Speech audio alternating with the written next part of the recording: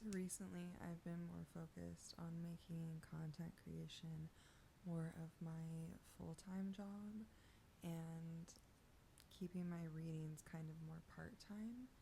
And the reason for that is because I really want to preserve my energy and the quality of my readings. I have reached a point in my career where I have so many clients. So many people want readings from me. And there's new people that pop up. And I can't really juggle everybody. So I kind of have found myself in a position where on Medium Chat, there's people competing for my time. There's the email readings. I like those because then I know that I can actually get in touch with my clients if they can't always reach a time slot for me. But one thing about this competing kind of energy in the environment of psychic hotlines, because psychic hotlines, it's whoever calls you first gets you, and it creates kind of this competitive environment with the clients, which is really kind of, I don't know, I have a lot of things I could say on that, but it's like there's benefits and then there are downsides too. I do find it a little bit difficult when it's like I want to talk to a specific client and I don't really, or maybe I'm avoiding another client. So I'm trying to figure out, how do I want my energy in my life to look long term?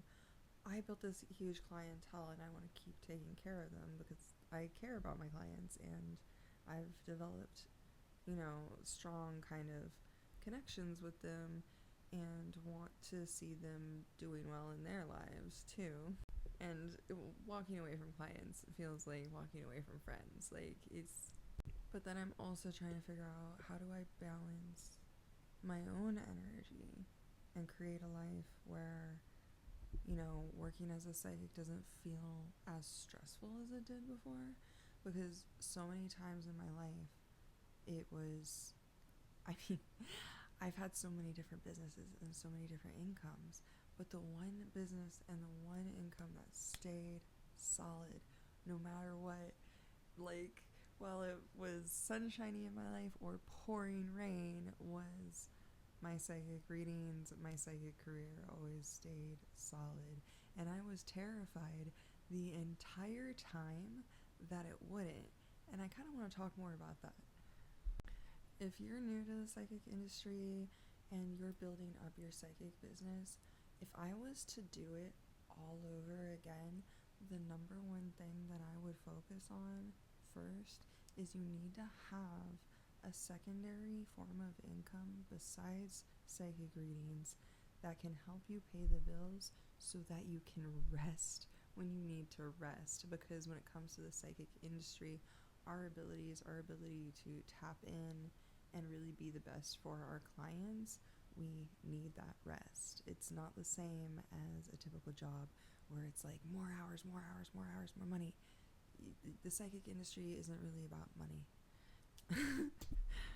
Now, you can make a lot of money as a psychic. You can make a lot of money. You can be a psychic who wants to make money. Yes, I would not rely on readings specifically for that money. But there are a lot of things within the industry that you can do. You can make an e-course. You can make a little course about, how to read tarot cards for beginners, things like that. And it helps to start building that passive income at the beginning of your psychic career, so you have that to rely on. Because now I am exhausted.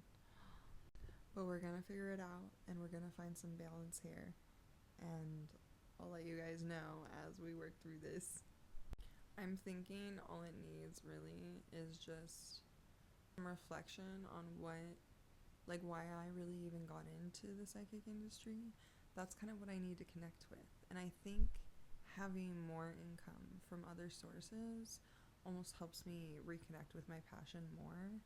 And then I think that things will kind of get easier from there, and I'll start to understand kind of a new system and process for myself is the goal.